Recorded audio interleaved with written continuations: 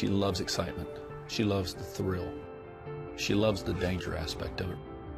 As I watched her running, I realized that she has this sixth sense about her. I think at the end of the day, what you really have to do is you have to look fear in the face and you just have to smile, even if you can't see it. Right now, Charlotte, what can you see? Total black.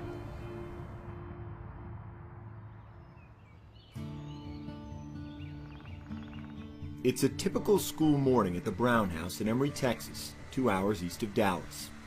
It may be difficult to glimpse at first, but Charlotte Brown is not typical. She is elite. In a state rich with track and field talent, she's one of the best high school pole vaulters in Texas. How many medals do you have in your room? I'm not sure. Ballpark. Maybe 100. How many can you see? None of them. How many patches do you have on your Letterman jacket? Probably 15. How many can you see? 0. Your name on your jacket. How's it written? In Braille. Charlotte Brown is blind. The youngest of the Brown's children, Charlotte's parents sensed something was wrong with her vision by the time she was 3 months old.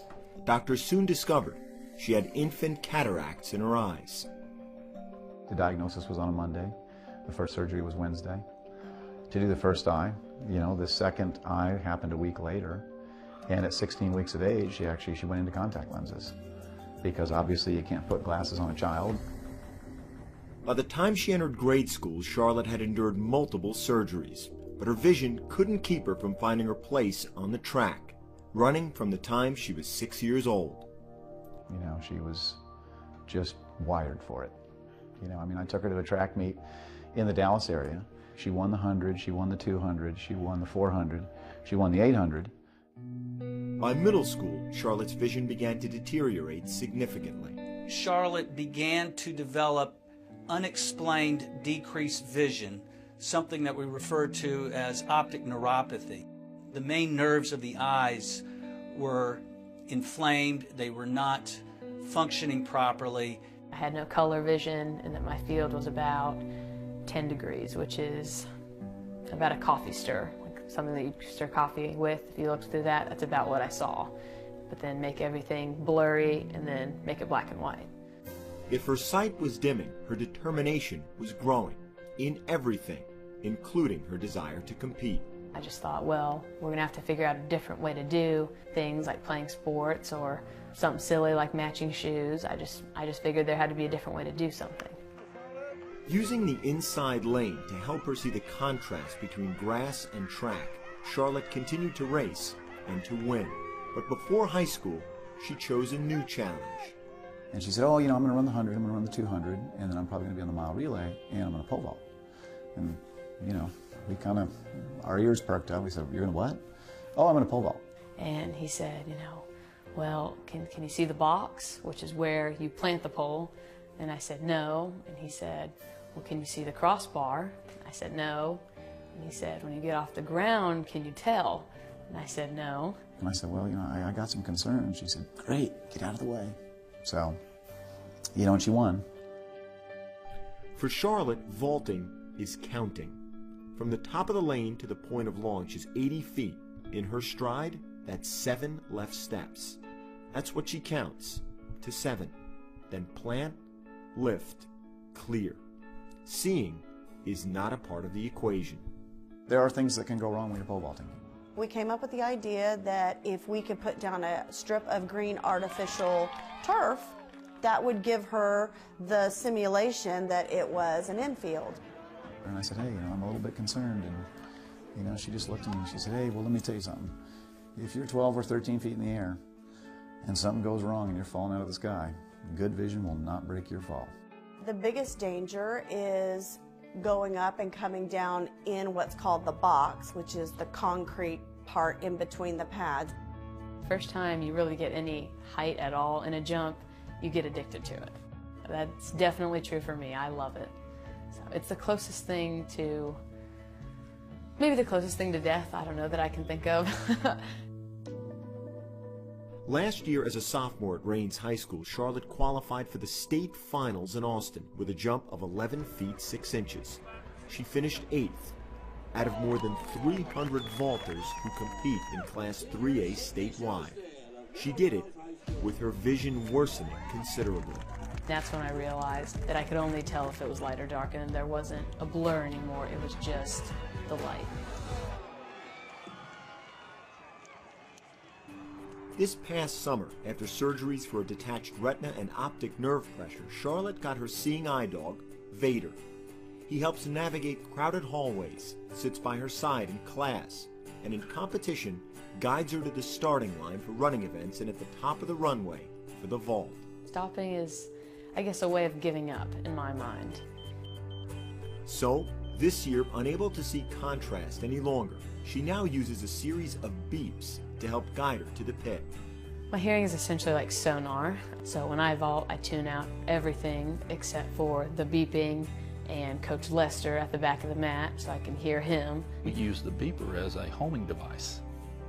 We put it right next to the box so she knows that's where the tip of the pole needs to go. I equate it to basically running in the dark towards something.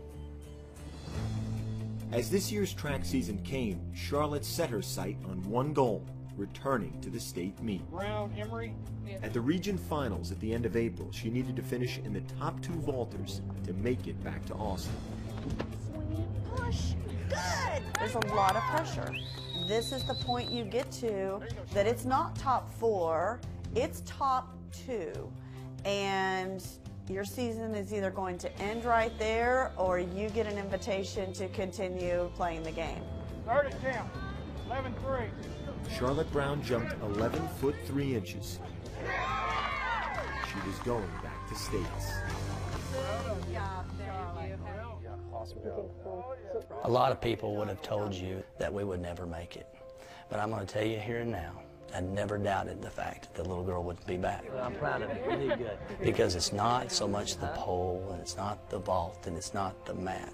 It's what's right in here in that little girl. Austin, Texas. 1 year after losing what was left of her sight, after getting Vader, after more surgeries, after reinventing how she vaults, Charlotte Brown was back at states looking for the biggest goal of all. She knows what she's going for. She knows the goal. This is it. This is the state championship of track and field. Charlotte said she's going against every division out here. The expectations is to have a successful meet, to meet her goal, which is absolutely a state championship. Walk away with a personal best and a school record. Not feel as nervous as I did last year. Like, You've been here, done that. You know what I mean? been there, done that. Got a T-shirt. Got a T-shirt. It's now too small, so I need another one that says champion. There you go. Charlotte Brown, Emery Raines. As others fell aside and the heights increased, Charlotte climbed, easily clearing 11 feet. Smoked it. Woo! She can get a clean bar at 11.6, I'm telling you. That's going to be, that might get her on the podium alone. Yeah. There's 6 girls left. After clearing her prior heights without a miss, the bar was raised to 11 foot 6 inches. If Charlotte Brown made it, she would medal.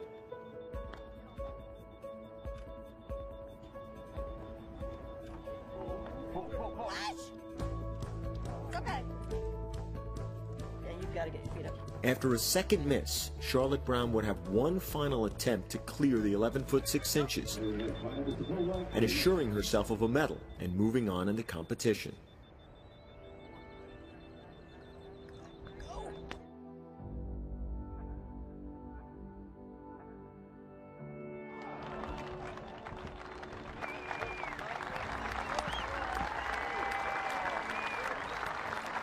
To hear everybody stand up and everybody clap and call my name and say I did a good job was really nice, and I really appreciated that much support. I think most people would think, of course, it's frustrating to have to change all the time, but I guess essentially that's what life is. Life is changing all the time. I treat it as more of an encouragement, as a challenge when things change. So when I lost the rest of my vision, I just saw it as, another opportunity to overcome something. The bright side is I'm already totally blind, so I don't have to figure out another way to vault. So I can't get any blinder, so to speak. Pardon my horrible grammar. It's an amazing experience. So last year I went 10 feet and I placed 8th, and then this year I went 11 feet and I placed 4th. So overall, of course, I would have liked to have gone higher and gotten a medal at least, but we have another year to do it, and I'm certainly pleased that I improved from last year. You know what? So many of us focus on what we don't have and what we can't do, instead of looking at why we should and how we can. For Charlotte Brown, the question really isn't how. It's how high. We tried to be, the parents that guided her into making decisions and to going to the next stage in her journey. And now it's really she's the one that's leading that way, and we're just kind of following behind. I think not having my vision hasn't affected the way I necessarily see things. It has affected it. I think it's affected it in a positive manner.